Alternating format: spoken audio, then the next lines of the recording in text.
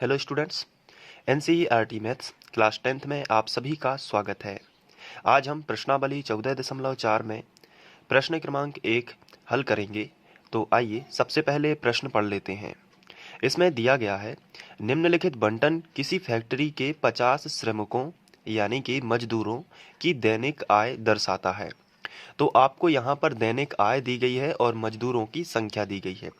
दैनिक आय जैसे कि 100 से 120, 120 से 140, 140 से 160, 160 से 180 इस तरीके से आपको दी गई है और मजदूरों की संख्या दी गई है 12, 14, 8, 6, 10। तो हमें इस क्वेश्चन के अंतर्गत संचयी बारंबारता बंटन में बदलना है और संचयी बारंबारता वक्र हमें इसका खींचना है। ये नीचे और थोड़ा सा क्वेश्चन है, तो इसमें हमें संचयी बारंबारता बंटन में बदलकर इसका संचयी बारंबारता वक्र खींचना है और संचयी बारंबारता वक्र को ही हम तोरण वक्र कहते हैं। याद रखिए, संचयी बारंबारता वक्र को ही हम क्या बोलते हैं? तोरण वक्र बोलते हैं। तो इस तरीके से आपको याद रखना है। तो अब सबसे पहले तो हमें जो ये आंकड़े दिए गए हैं इनको हम खड़ी टेबल में बना लेंगे। जैसे कि यहाँ पर दैनिक आय रुपए में और मजदूरों की संख्या जो दी गई है उसको हम लिखेंगे और इसके बाद एक और हम इसका कॉलम बनाएंगे जिसमें संचयी बारंबारता होगी। और संचयी बारंबारता हमें इसलिए बनाना है क्योंकि हम उसी की हेल्प से संचयी बारंबारता वक्र बनाएंगे जिसे हम तोरण वक्र कह रहे हैं। चलिए हम टेबल बना लेते हैं। तो ये देखिए, सबसे पहले हमने दैनिक आय लिखी और मजदूरों की संख्या, ये क्वेश्चन से ही आपको लिख लेना है। दैनिक आय 100 से 120, 120 से 140 इस तरीके से दी गई है और मजदूरों की संख्या भी आपको दी गई है। तो सबसे पहले हमने यही किया। अब संचयी बारंबारता हमें अपने मन से लिखना होता है कि कैसे हम इसको बनाएंगे। तो ये समझने वाला पॉइंट है कि कैसे हम संचयी बारंबारता बनाएंगे। तो चलिए अब हम इसको देखते हैं। तो संचयी बारंबारता बनाने में कोई दिक्कत नहीं है। सबसे पहले ये जो 12 लिखा है इसको आपको यहीं सामने लिख देना है। तो सबसे पहले हमने यही किया, ये जो 12 लिखा है तो हमने यहाँ पे यही लिख दिया। इसके बाद ये जो 12 है इसमें ये नीचे वाली संख्या जुड़ जाएगी। तो 12 और 14 दोनों को जोड़ देंगे तो ये 26 होगा। तो हमने नीचे लिखा 26। अब 26 में हम ये 8 भी जोड़ देंगे। इस तरीके से जोड़ते जाएंगे। ये प्रोसेस आपको याद रखनी है। पहली संख्या जो है उसको ज्यों का त्यों लिखते हैं, फिर इस संख्या में ये दूसरी वाली संख्या हम इसको ऐड करके यहाँ पे लिखते हैं। अब ये जो यहाँ पे आता है इसको हम तीसरी संख्या में ऐड करके लिखेंगे। तो तीसरी संख्या कितनी है? 8। तो 26 में हम 8 जोड़ेंगे तो 34 आ जाएगा। तो यहाँ पे हम लिखेंगे। इसके बाद हम ये जो संख्या आई है इसमें नीचे वाली संख्या ऐड करेंगे। जैसे 34 में हम ये नीचे वाली संख्या 6 ऐड करेंगे तो 34 और 6 40 हो जाएगा। इस तरीके से अब 40 में हम यहाँ पे 10 ऐड कर देंगे तो ये टोटल आ जाएगा 50। तो चाहे हम यहाँ से टोटल कर दें चाहे हम यहाँ से टोटल कर दें, लेकिन इस तरीके से संचयी बारंबारता में जो यहाँ पे अंक आता है वही इसका टोटल होता है। कहने का मतलब है कि आप इसको टोटल करने में अपना एग्जाम में समय व्यर्थ ना गवाएं और जो यहाँ पे आया है आखिरी अंक वही यहाँ पे होगा। तो ये जो n बराबर हमें मिलेगा टोटल वो 50 ही होगा। और यहाँ पे हम लिखेंगे योग, यानी कि सबका टोटल कर रहे हैं तो ये n बराबर 50 है। तो n/2 सीधी सी बात है कि 25 हो जाएगा। तो हम यहाँ पे लिख सकते हैं कि यहाँ जो n बराबर है वो हमारा 50 आया है तो n/2 जो होगा वो 25 होगा। तो n/2 यहाँ पे 25 लिख दिया। अब इस पॉइंट को करने से हम तोरण वक्र कैसे खींच पाएंगे? तो अब हमें तोरण वक्र खींचना है जिसे हम संचयी बारंबारता वक्र भी बोलते हैं। तो इसके लिए हमें कुछ समझना होगा। एक समझने वाला पॉइंट फिर से है, आइए देख लेते हैं। इसमें होता क्या है कि जो आपको यहाँ पे वर्ग दिए रहते हैं, वर्ग का ये जो पहली संख्या लिखी होती है ये इसे हम निम्न सीमा बोलते हैं और ये जो दूसरी संख्या लिखी होती है इसे हम उच्च सीमा बोलते हैं। तो ये सभी जितने भी लिखे हुए हैं वर्ग में, ये पहले वाले जितने भी अंक हैं ये सभी निम्न सीमा होंगे और ये दूसरे वाले जो अंक हैं ये सभी उच्च सीमा होंगे। तो इस तरीके से आपको समझना है कि निम्न सीमा, उच्च सीमा। तो इसे हम वर्ग की निम्नतम सीमा बोलेंगे और इसे हम उच्चतम सीमा बोलेंगे। तो तोरण वक्र कैसे खींचा जाता है, तो उसके लिए आपको ध्यान रखना है, वर्ग की सभी वर्गों की उच्चतम सीमाएं हम लेंगे। यहाँ पे देखिए, सभी वर्गों की उच्चतम सीमाएं हम लेंगे और संचयी बारंबारता के सभी पॉइंट हम लेंगे, जैसे कि 12। तो इनके हम बिंदु लेंगे। समझने वाली बात है, थोड़ा सा आपको अभी समझ में आ जाएगा कि कैसे हम बिंदु लेकर उसे ग्राफ में प्रदर्शित करेंगे। फिलहाल आपको ये समझना है कि हम तोरण वक्र खींचते समय कौन कौन से बिंदु लेते हैं। तो उच्चतम सीमा वाले सभी बिंदु और संचयी बारंबारता वाले सभी बिंदु। जैसे इसका जोड़ा बनेगा 12 120, इसका बनेगा 26 140, इसका बनेगा 34 160, इसका बनेगा 40 180 और इसका बनेगा 50 200। तो इस तरीके से हम लेंगे। आइए थोड़ा और अच्छे से समझते हैं और ग्राफ खींच लेते हैं इसका। तो हम यहाँ पर लिखेंगे सबसे पहले वक्र के बिंदु। तो यहाँ पे हम वक्र के बिंदु लिख लेते हैं सबसे पहले, फिर उसके बाद हम वक्र खींचेंगे। तो तोरण वक्र के बिंदु या फिर संचयी बारंबारता वक्र के बिंदु। तो यहाँ पे हम यही लिख लेते हैं, तोरण भी बोलते हैं इसे, संचयी बारंबारता वक्र भी बोलते हैं। तो तोरण वक्र के बिंदु, और वही बिंदु लिखना है जो मैंने अभी आपको बताया है कि आप बता सकते हैं कौन कौन से बिंदु हैं। चलिए बताइए, यहाँ देखकर बताइए पहला बिंदु कौन सा होगा। यहाँ से 120 और 12 है, 120 और 12 है। तो इसको इसी तरीके से लिख दीजिए ताकि कोई कंफ्यूजन ना हो। तो 120 और 12 है। चलिए दूसरा पॉइंट बताइए क्या होगा। 140 और 26। Very good. तो 140 और क्या होगा, 26 होगा। चलिए तीसरा पॉइंट बताइए, 160 34। तो आप यहाँ पे लिखोगे 160 और 34। ये बिंदु आपको लिखते जाना है। अगला पॉइंट बताइए, 180 और 40। तो यहाँ लिखते चलिए, यहाँ पे 180 आ जाएगा और कॉमा लगा के 40। फिर बताइए 200 और 50। तो यहाँ पे आप लिख दीजिए 200 और यहाँ पे लिख दीजिए 50। तो इस तरीके से तोरण वक्र के बिंदु हो जाएंगे। अब इसे हमें वक्र के अंतर्गत दिखाना होता है। तो यहाँ पे एक तो उच्चतम सीमा वाला पॉइंट है और दूसरा संचयी बारंबारता वाला पॉइंट है। तो इसको हम एक्स अक्ष और वाई अक्ष में दिखाएंगे। तो कैसे दिखाते हैं उसके लिए आइए थोड़ा ग्राफ में देखते हैं। तो यहाँ पर हम एक ग्राफ बना लेंगे। सबसे पहले हम एक्स और वाई अक्ष बना लेते हैं। इस तरीके से एक लाइन खींची जो कि एक्स अक्ष को रिप्रेजेंट करेगी, और यहाँ पर भी एक लाइन खींच देते हैं जो वाई अक्ष को रिप्रेजेंट करेगी।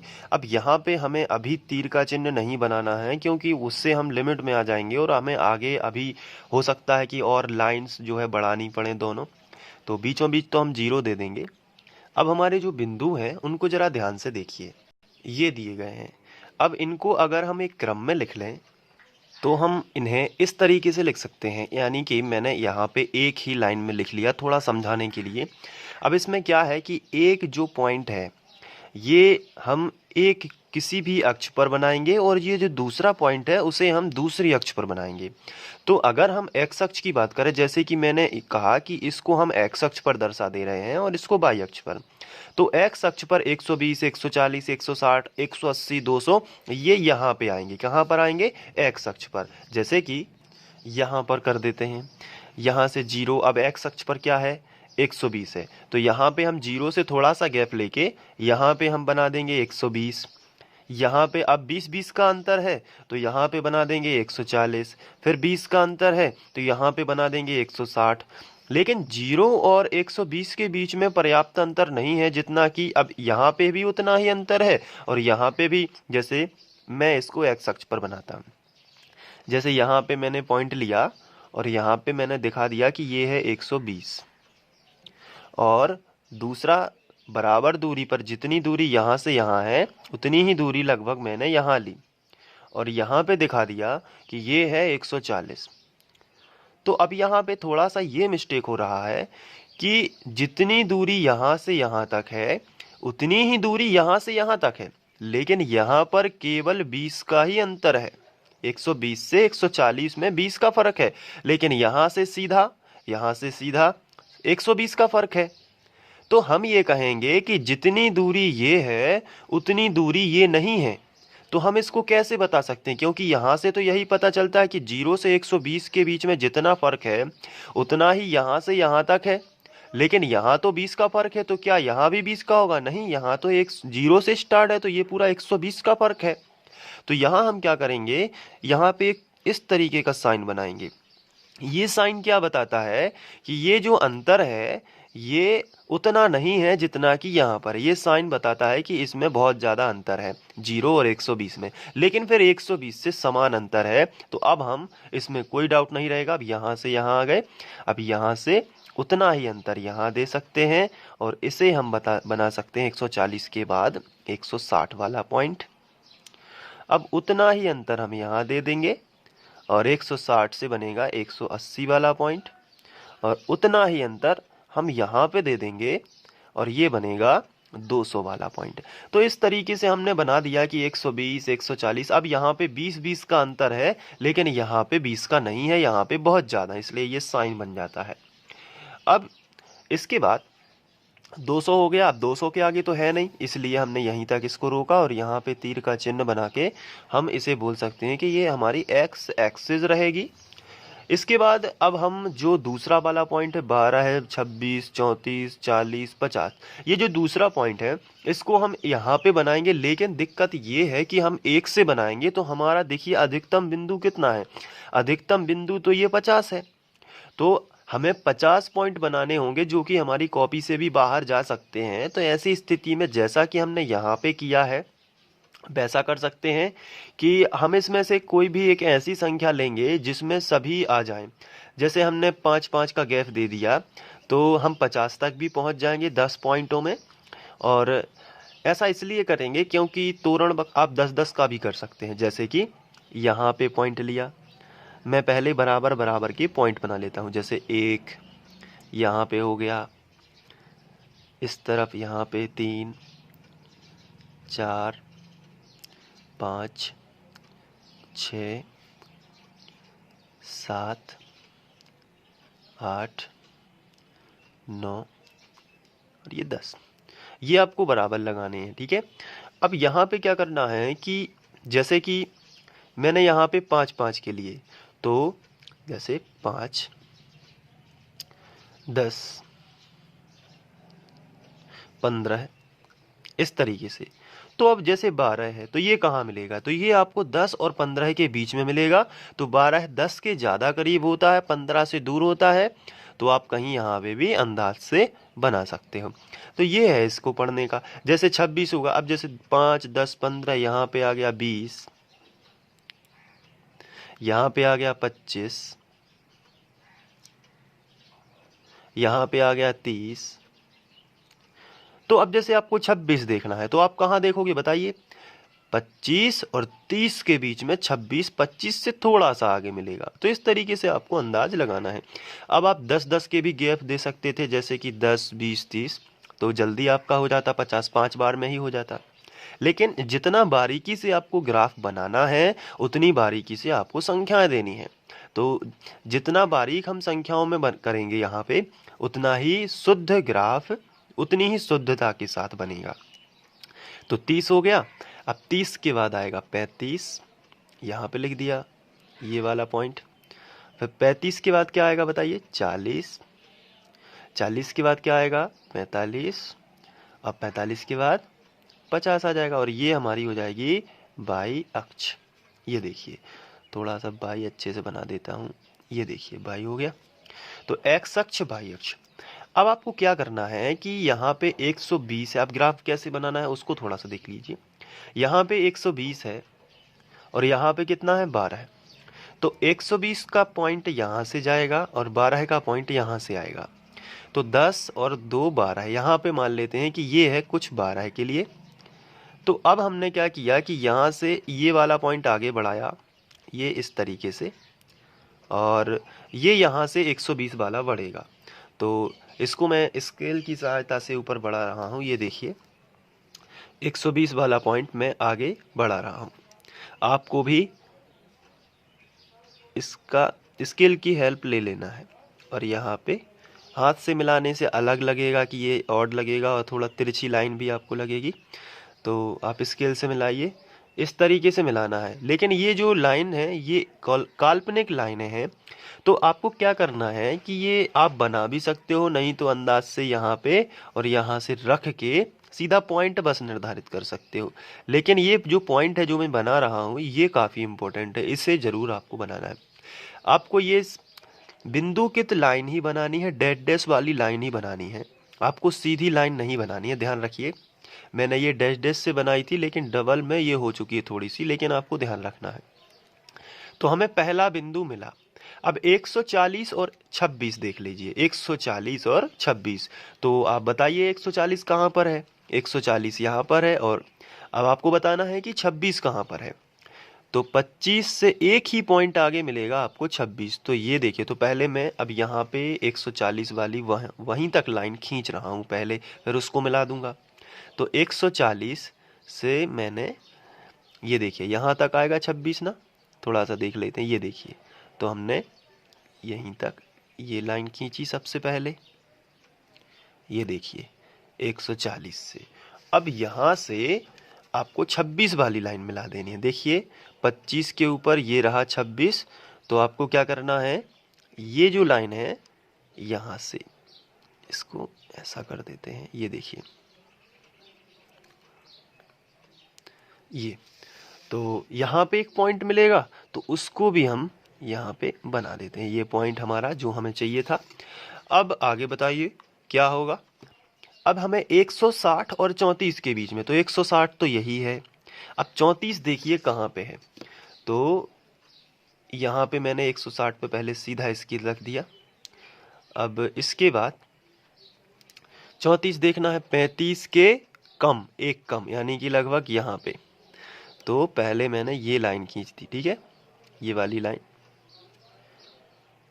यहाँ पे, और उसके बाद हम ये वाली लाइन खींच देंगे।